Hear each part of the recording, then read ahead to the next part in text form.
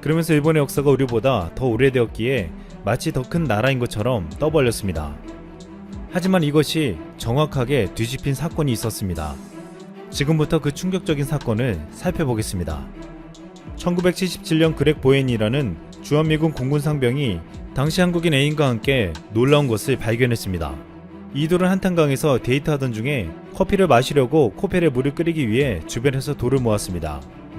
그런데 보엔은 애인이 주워온 이상한 돌을 보고 뭔가 심상치 않음을 느꼈습니다. 보엔은 학비를 벌기 위해서 군에 입대했지만 미국 애리조나 대학에서 고고학을 전공했던 학생이었습니다. 보엔은 주변에서 이상한 돌 3-4개를 더 찾았고 이런 사실을 프랑스의 고고학 권위자에게 편지를 보내 알렸습니다. 프랑스 교수는 당시 국내 고고학계 최고 권위자였던 서울대 김원용 교수에게 유물을 보내어 조사를 요청했습니다. 그런데 놀랍게도 이 돌이 약 30만 년 전일 것이라고 추정된 전기 구석기 시대의 유물인 전곡리 주먹도끼로 밝혀진 것입니다. 서울대학교 박물관은 이 발견을 계기로 전곡리 일대를 모두 뒤져 유물 4,500여 점을 획득하기도 했습니다. 이 주먹도끼는 구석기인들에게는 맞는 기구였는데 인류가 최초로 뚜렷한 목적을 가지고 제작한 석기였습니다. 당시 이 발견은 전세계 고고학계를 완전히 뒤엎는 대사건이었습니다. 1970년대 세계 고고학계는 미국 하버드대 교수 모비우스의 학설이 정통이었습니다. 모비우스는 이 주먹도끼가 주로 유럽과 아프리카에서만 발견되는 것을 착안해 전기 구석기 문화를 주먹도끼 문화권과 찌개 문화권으로 분류했습니다. 즉 인도를 기준으로 인도 서쪽인 유럽과 아프리카, 서아시아 등지를 아슐리안 문화권이라고 불렀고 반면 인도 동쪽인 동아시아와 아메리카는 찌개 문화권이라고 했습니다. 전기 구석기 시대에 구석기 문화다운 문화가 동아시아에는 없었다는 의미를 이 학설은 담고 있었습니다. 그런데 전기 구석기 유적인 전곡리 선사 유적지에서 아슐리안식 석기가 발견됨으로써 이전까지 정설로 인정받던 모비우스 학설이 한순간에 뒤집어져 버린 것입니다.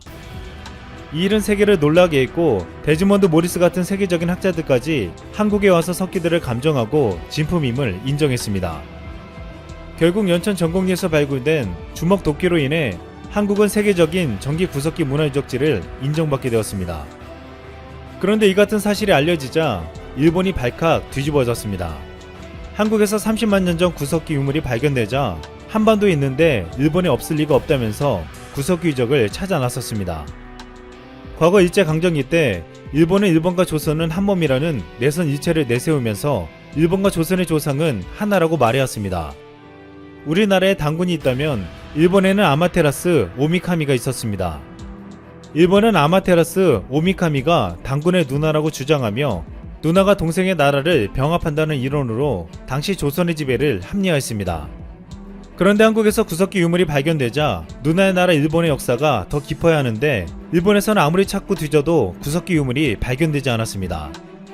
그런데 갑자기 일본에서 구석기 유물이 발견되었습니다. 1981년 일본의 아마추어 고고학자 후지무라 시니치가 미야기현에서 기원전 4만 년 전으로 추정되는 구석기 유물을 발견했다고 발표한 것입니다. 전곡리에서 주먹도끼가 발견된 지 3년이 지난 해였습니다. 이후로 시니치는 거의 20년간 100개가 넘는 유적을 발굴하면서 일본의 구석기 연대를 70만 년까지 올려놓았습니다. 당시 일본 구구파들이 만든 교과서에는 일본 문명은 세계 4대 문명과 어깨를 나란히 하는 문명이며 그 근거로 시니치의 발굴 성과를 들었습니다. 후지무라 시니치는 일본에서 위대한 인물로 평가받으며 영광의 절정을 누리고 있었습니다. 그런데 2000년의 어느 날 일본 마이니치 신문에 수상한 제보가 들어왔습니다. 어떤 제보자가 후지무라가 유물 발견을 조작했다는 제보였습니다. 이전부터 마이니치 신문은 후지무라의 유물 발굴에 뭔가 이상하게 여겨지는 점이 많아 사실 확인을 위해 조사하고 있었습니다. 마이니치 촬영팀은 제보를 받고 몰래카메라로 후지무라의 뒤를 촬영했습니다. 몰래카메라에는 정말 충격적인 장면이 포착되었습니다. 후지무라는 가짜 유물을 미리 준비해서 유적지로 그럴싸한 곳에 묻고 있었습니다. 아마추어 발굴가의 인생 역전 스토리를 들으며 신의 손이라 불렸던 그가 한 모든 것이 조작이었던 것입니다. 후지무라는 자신의 조작 모습이 담긴 비디오 영상을 보며 전부 조작한 건 아니다, 마가 낀 것 같다고 변명했습니다. 그동안 후지무라의 말을 믿고 교과서에도 70만 년의 역사를 기록했던 일본은 패닉 상태에 휩싸였습니다. 이로 인해 정밀 조사한 결과 거의 대부분에서 조작 흔적이 발견되었습니다. 가짜 유물에 대한 문화재 지정 취소는 물론이고 교과서에서 후지무라에 대한 내용 삭제와 더불어 후지무라는 고고학계에서 영구 제명당했습니다. 후지무라의 책 또한 출판사에서 모조리 다 거두어가고 애지중지하던 그 모든 석기 유물은 죄다 폐기 처분당했습니다. 일본의 역사학계 역시 신뢰가 바닥까지 추락하는 아픔을 맛봐야 했습니다. 2001년 고고학회의에서 일본인 학자들은 진실성이 의심된다고 참가 거부를 당했고 2002년에서야 참가하게 되었지만 일본 학자들은 이 당시 말도 못하고 죄인처럼 시무룩하게 앉아만 있어야 했습니다. 이후에 나가노해안에서 구석기 유적이 발견되자 한국 학자들을 초빙해서 연대 측정을 할 정도였습니다. 일본과 관계가 좋지 않은 한국 학자들이 인정해준다면 확실하게 인증을 받을 수 있다는 것이었습니다. 전문가들은 이 같은 일본의 조작과 날조는 일본 교과서 왜곡의 근간에 흐르고 있는 우월주의적 한국사관이 낳은 결과라고 비판했습니다. 일본은 과거 한국을 넘어 만주를 거쳐 중국을 침략하면서 일본 민족의 북방 기원설로 이를 정당해왔습니다. 일본은 한반도를 열등한 식민 통치의 대상으로 보며 한국인은 원래 미개에 있고 일본 민족의 기원이 된 이들이 지나갔다는 식의 억지 해석을 했습니다. 일본인의 기원에 대한 학설은 크게 세 가지가 있습니다. 첫 번째, 기원전 2만 년 전 빙하기에 일본으로 흘러들어온 이들이 열대의 선주민의 조mon인이 되고 그들이 점점 진화했다는 학설입니다. 이 학설대로라면 일본인은 1만 2천 년간 독자적인 유전자를 유지한 단일 민족으로 대부분의 일본인은 이걸 믿고 있습니다. 두 번째 학설은 벼농사 기술, 삭과 괭이 등을 만드는 철기 문화 등을 지닌 고대 한국인이 대규모로 이동해 야유의 문명을 세웠고 현대 일본인은 바로 그들의 후손이라는 것입니다. 세 번째 설은 고대 한반도로부터 도레인들이 이주해왔지만 규모는 작았고 대신 생산성이 높은 벼농사를 짓는 도레인들의 인구가 수렵 채집민의 조mon인보다 훨씬 빠르게 불어났을 것이라는 절충적인 주장입니다. 서구학자들은 대부분 두 번째 설을 많이 믿고 있습니다. 한반도에서 넘어간 수많은 한국인들이 일본에 자리 잡았다는 것입니다. 캘리포니아 주립대학의 제레드 다이아몬드 교수는 6월 DNA 분석을 토대로 기원 후 400년을 전후한 고대 한국인의 이주가 현대 일본인에게 막대한 영향을 미쳤다고 주장하고 있습니다. 하지만 일본에서 이 학설은 환영받지 못하고 있습니다. 고대 한국인 외에도 한국인이 일본의 근간이 되었다는 설은 많습니다. 가야의 세태로 가야 왕족들이 일본으로 망명하여 일본 가하치 왕조를 건립했다는 설도 있고 백제 멸망 후 백제 왕족이 일본으로 이주해 일본 아스카 왕조를 세웠다는 설도 있습니다. 이 때문에 일본에는 백제항씨라는 일본성도 존재했지만 일본은 이를 알지만 겉으로는 인정하지 않았습니다. 호사카 유지 교수는 이를 두고 고도의 문명을 가진 한반도 난민이 일본을 지배하게 된 것이라고 말하기도 했습니다. 일본에게 있어서 한반도는 고대부터 늘 문화 선진국이었던 만큼 문예와 학술을 우리로부터 배우는 입장이 있었습니다. 조선시대 일본에 12차례나 파견된 조선통신사에는 당내 조선의 최고 지식인과 유능한 학자들이 있었습니다. 일본의 지식인들은 이들로부터 조선의 수준 높은 문화와 예술에 감동하며 많은 영향을 받았습니다. 다이아몬드 교수는 이를 두고 한반도는 일본의 정치적 문화적 형태를 규정했다고 말하기도 했습니다. 무슨 일이 생길 때마다 일본인들이 자조적인 표현으로 한국을 형님의 나라라고 부르는 것은 자신들도 자기네 왕이 백제와 가야의 후손인 것을 알고 있기 때문이라고 말해주고 있습니다. 과거 한국인들이 미개해서 자신들이 통치했다고 말하는 일본에게 삼국시대부터 문물을 알려줬던 우리 조상들은 오히려 일본을 하찮고 미개한 존재로 인식했습니다. 진정 미개했던 민족은 한국이 아니라 일본이었다는 것입니다. 앞으로 일본이 역사를 왜곡하고 날조하며 반성하지 않는다면 일각에서는 일본이 다시 과거의 모습으로 돌아갈 것이라고 말하고 있습니다. 안녕하세요. 즐거운 라디오입니다. 자, 오늘은 일본의 한국에 대한 반도체 디스플레이 핵심 소재 그리고 수출 규제가 사실상 효과가 없고 끝났다는 평가가 나오고 있는 이야기를 여러분들과 나누어 보도록 하겠습니다. 오늘이면 실제로 일본이 반도체 디스플레이 핵심 재료를 무기화하면서 기습적인 수출 규제를 우리나라에게 단행을 한 지 딱 1년이 되었습니다. 그런데 사태 초반의 우려와 달리 일본의 강력한 이 공격이 오히려 우리나라의 전화위복의 계기가 됐다는 평가가 여러 개 나오고 있는데요. 또 코로나19 이 사태에 따른 글로벌 공급망 재편과 맞물려 일본이 추가 조치를 예고한 가운데 지난 1년간의 우리나라에서 있었던 성과와 현재 진행형인 부분에 대해서 여러분들과 한번 이야기를 나누어 보겠습니다. 사실 지난해 이맘때를 생각하면 아직도 화가 나시는 분들도 많을 겁니다. 물론 저도 그렇고요. 1년 전 주말이었던 6월 30일 이 산케이 신문의 보도로 일본 정부의 반도체 디스플레이 핵심 소재 수출 규제 방침이 알려지면서 우리나라에는 비상이 걸렸었죠. 당시 말씀 안 드려도 아시겠지만 여러 언론에서는 최악의 경우 3개월 안에 반도체 생산 라인이 멈출 수 있다는 이 위험적인 이런 시나리오를 기사로 마구 쏟아냈습니다.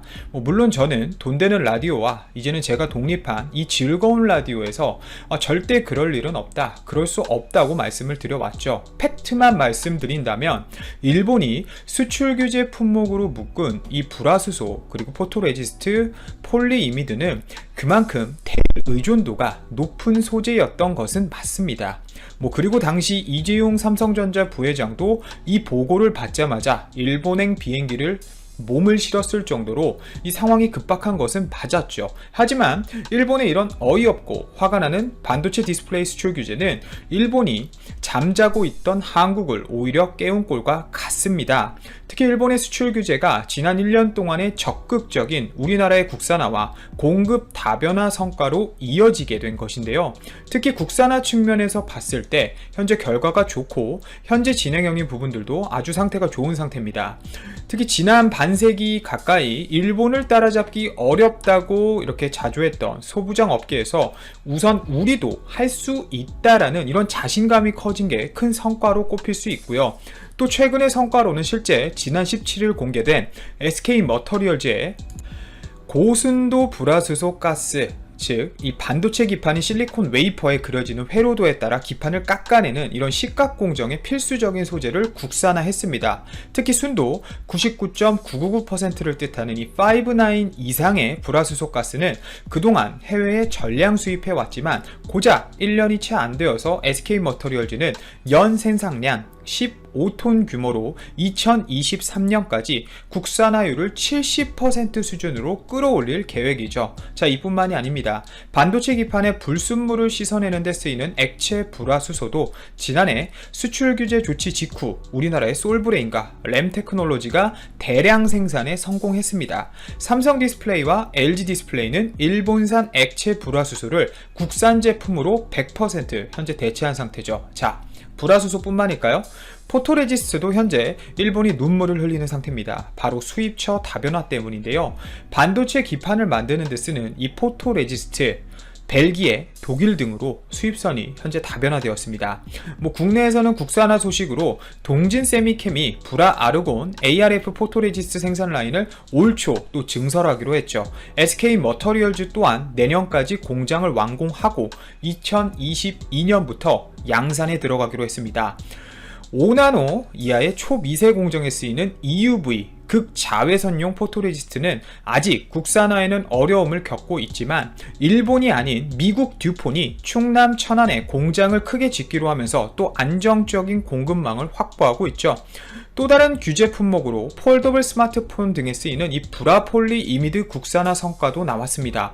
코오롱 인더스트리가 경북 구미에 생산 설비를 갖추고 지난해부터 양산에 들어갔고 SKC도 테스트를 진행 중이죠. 이런 성과는 대일 수입 현황에서도 숫자로 아주 명백하게 확인이 됩니다. 한국무역협회에 따르면 올 1월부터 5월 일본에서 수입한 불화수소 규모가 403만 3천 달러로 지난해 같은 기간 2,843만 6천 달러보다 약 86% 정도 줄었습니다. 또 지난해 7월 일본 수출 규제 직후 올 5월까지 일본산 불화수소 수입 비중도 9.5%로 전년 같은 기간인 42.4%보다 크게 떨어졌고 이 기간 일본산 포토레지스트 수입 비중도 92.8%에서 86.7%로 크게 줄었습니다. 현재 일본 반응은 어떨까요? 아베가 제 발에 칼을 꽂았다는 이야기가 아주 많습니다. 일본 현지에서는 일본 수출 규제의 타격이 오히려 자국 업체를 향했다는 얘기도 나오고 있기 때문인데요. 우선 전 세계 불화수소 1위 업체인 일본 스텔라 케미파의 경우 2019년 회계연도 매출과 영업이익이 전년보다 각각 12% 그리고 32% 줄었습니다. 이 업체는 지난해 결산 보고서에 실제로 수출 규제 영향으로 한국 업체, 즉 우리나라 삼성전자, SK, 하이닉스 그리고 LG 디스플레이 등이 되겠죠. 이 한국 업체에 공급하던 물량이 크게 줄었다라고 직접 밝혔을 정도로 일본 자국 수출 규제로 인해 피해를 막심하게 본 기업이라고 할 수 있겠습니다. 여러 언론에서도 동일한 의견으로 여러 보도를 하고 있는데요. 도쿄신문은 지난 23일이죠. 약 5일 전에 서울 특파원 칼럼에서 수출 규제가 일본 기업에 부정적인 영향을 미쳤다고 분석했고, 니온게이자의 신문 또한 한국 기업들이 비싼 가격에도 수율 저하를 우려해서 고품질의 일본 소재를 써왔는데 수출 규제가 이를 흔들었다며 한국 기업이 다시 일본산 소재로 이제는 돌아가기 쉽지 않게 됐다고 아주 크게 비판하고 있습니다. 반도체 등 첨단 산업의 경우 재료나 소재에 맞춰서 공정을 조정하고 수율을 끌어올리는데 길게는 수개월이 걸리게 되고, 이를 테스트하고 결과를 내면 바뀐 화학물질로 공정 자체를 튜닝하기 때문에 한번 튜닝을 바꾸게 되면 바꾸는 절차가 앞서 말씀드렸듯이 이 한두 가지 문제가 아니기 때문에 다시 일본제로 돌아가는 것은 사실상 고려할 수도 없고 해서도 안 되는 상황입니다. 결국 정리해 보자면 반도체, 디스플레이, 소부장 업계에서 국산화 성과가 속속 나오면서 일본의 기습적인 수출 규제가 전화 위복이 됐다는 평가고, 지난 1년의 성과는 삼성전자와 SK하이닉스 그리고 LG 디스플레이를 중심으로 일부 대기업의 성공 신화에 젖었던 업계와 정부, 학계가 일본 아베 정부의 선전포고를 계기로 기술 자립과 공급망 다변화에 나선 결실이라는 이야기입니다. 결국 일본 아베 정부는 본인들의 발등을 찍어내렸고, 작년의 그런 선택은 철저한 오판이라는 것이죠. 반도체 소재 공급 안정화와 국산화가 이루어질 수 있었던 배경에는 업계의 신속한 대처 외에 또한 정부의 과감한 정책 지원과 학계의 연구 성과라는 이 삼각공주가 뒷받침된 것도 매우 큽니다.